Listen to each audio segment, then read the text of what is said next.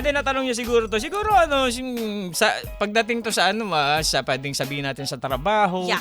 O pwedeng sabihin natin sa mga kakaibigan. Yeah. Di ba? Minsan may mga kalokohan din na minsan Tama. kailangan tinatakpan na gano'n.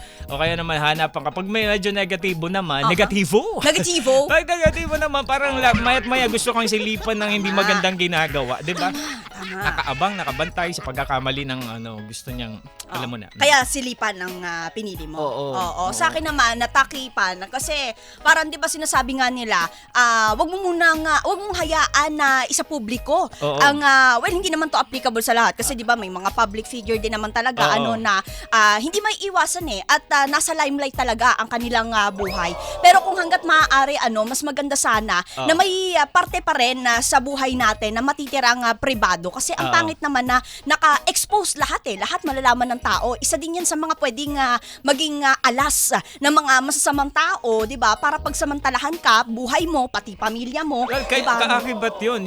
Lalo kung public figure ka na Totoo. talaga namang halos bukas na libro ka na. Yan, alam yung open bawat. book ka. Tama, Oo. di ba? Kaya naman na parang hanggat maaari, kung kaya naman natin talaga na isa pribado, yung mga parte ng buhay natin na hindi na kailangan malaman ng ibang tao, mas magandang gawin natin to. Kasi rin yan di ba may mga kasabihan din na Ano yung kasabihan? Bawal tumawid, nakamamatay? yes, at saka dapat mo linisin.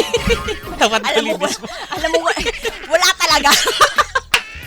Paseryoso ka na kasi. Oo. Sige, seryoso tayo. Kasi yung parang, di ba, kapag sinasabi mo na kaagad, may posibilidad na majijinx mo raw ito. Oy, o sabi kaya nila, naman na hindi ito matutuloy. Kasi kaya may mga evil eye na yan, diba? yung sinasabi nilang evil eye daw, na tipong hindi mo na, alam mo yun, na dahil sobrang excited ka at ina-anticipate mo na mangyayari ito kahit wala pa namang kasiguraduhan na ibinalita mo na. Diba? Sa lahat ng mga tao ang pwedeng mangyari o ang mga planuhin mo. Paano kung hindi mangyari?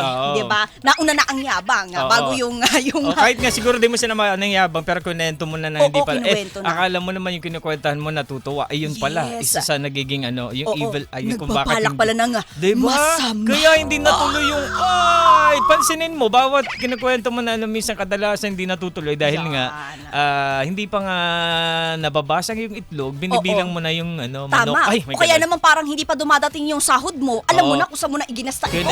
Diba? Paano kung hindi ganun yung tamang amount o hindi yung kinumpute mo? Aray ko, ako ba yun? Paano kung hindi yung amount na kinumpute mo ang dumating sa bank account mo, di ba? Tama, Mahirap yung hindi natin ma-manage yung ating expectations. Totoo. Sabi nila, di ba? Kaya naman yun lang yung sa akin na maigi siguro na may mga parte pa rin sa buhay natin na isa pribado pa rin natin at i-manage din natin kung ano yung mga inaasahan natin kasi baka naman asa tayo ng asa, assume tayo ng assume tapos yun naman pala, nga naman pala yung inaasahan natin. Mahirap yan. Tayo Tama rin din ang naman. masasaktan, tayo rin ang uuwing luha.